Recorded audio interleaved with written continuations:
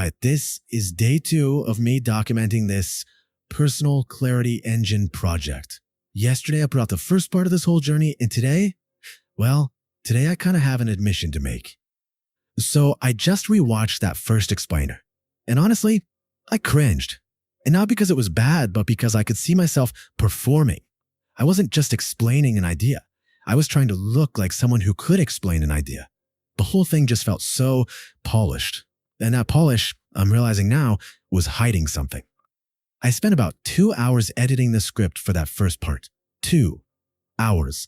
Not writing, not thinking, just adding transitions, tweaking words, adding these little flourishes, and the whole time this little voice was in my head. Like, why are you doing this? Is this actually making the idea clearer, or is it just making you sound more professional?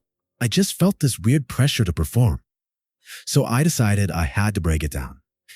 What exactly was I doing in those 2 hours? I really wanted to understand the anatomy of that performance. And then I found it. The smoking gun. I went back through my AI chat history and found the exact prompt I used after I'd written down my initial thoughts. It wasn't, help me clarify this, or is there a simpler way to say this? Nope. My prompt was, literally, make this sound more professional. The request was all about appearance, not substance at all. Okay, and get this. Here's a perfect example of what the AI gave me back. My original simple thought was, use AI like a mirror to see your thinking. Pretty straightforward, right? Well, the AI turned that into, leverage AI as a reflective paradigm to optimize cognitive workflows. And the embarrassing part, I kept it. I actually used the AI's version because at the time, it sounded right. It sounded important. While I was wrestling with this, a concept I'd read in this book, Bullshit Jobs by David Graeber, just popped into my head. He talks about how some corporate reports are basically just props in a kind of theater. They exist to look impressive, not to actually be understood.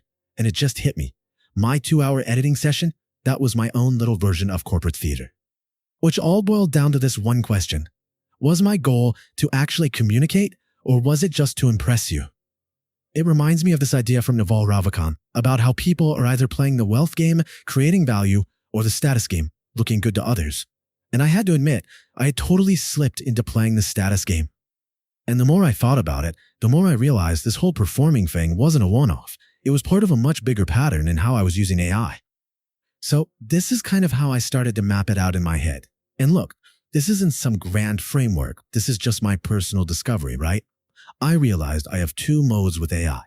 There's the drone mode, where my goal is all about appearance, and my prompt is always some version of, make this sound better. And then there's the creator mode. That's when my goal is substance and clarity, and my prompt is more like, help me think clearer. And then I found this quote from an MIT symposium that just, wow, it nailed exactly what I mean by creator mode. It's about using AI to help you ask better questions. It's not about how do I solve this, but how do I even think about this? It's a true thought partner, not just a machine that spits out answers. And here's the really scary part, the big risk of staying in that drone mode.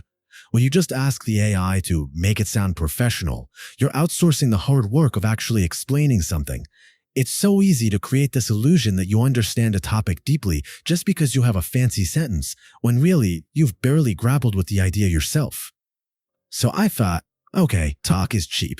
I needed some data on myself. I decided to do a little self-audit. I went back through my chat history and I categorized my last 100 prompts. Was I using AI to perform, or was I using it to actually think? The results, well, they were not flattering. I'd say they were humbling. About 60% of my prompts were purely for performance, making something sound better. Another 30% were for validation, just checking if an idea was okay. And only 10%, just 10, were for genuine thinking and exploration. Yeah, I was almost entirely in drone mode. But then I found this big work trend index report, and it made me feel a little less alone, I guess.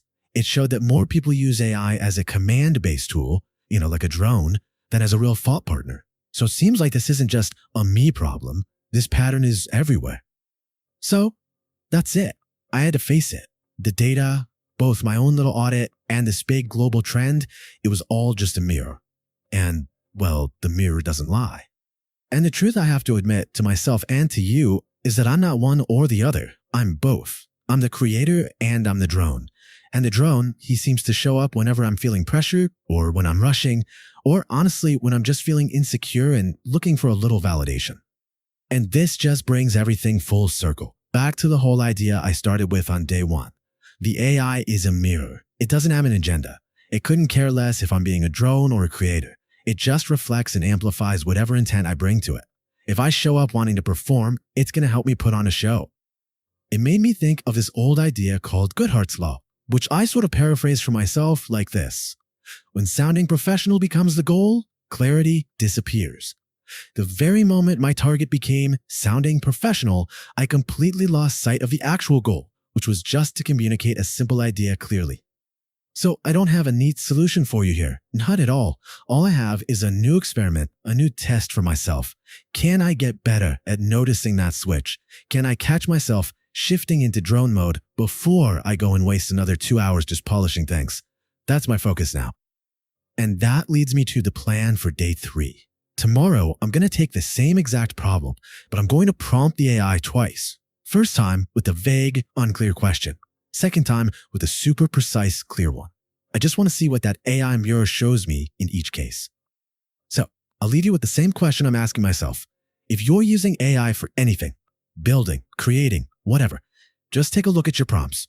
Are you asking it to think with you, or are you just asking it to perform for you? What is your mirror reflecting? That's all for day 2. I'll see you tomorrow.